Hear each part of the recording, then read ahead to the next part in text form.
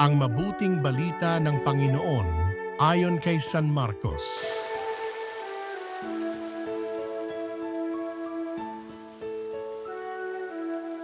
Noong panahong iyon, umahon si Jesus sa kaburulan kasama ang kanyang mga pinili.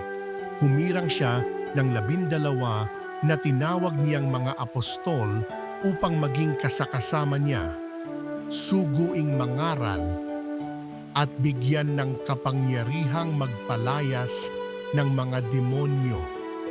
Ito ang 12 hinirang niya: si Simon na tinagurian niya ng Pedro, si Santiago at si Juan na mga anak ni Zebedeo. Sila'y tinagurian niyang Boanerges, na ibig sabihin mapupusok, sina Andres, Felipe, Bartolome, Mateo, Tomas, Santiago na anak ni Alfeo at Tadeo, si Simon na makabayan at si Judas Iscariote na siyang nagkanulo sa kanya. Ang mabuting balita ng Panginoon.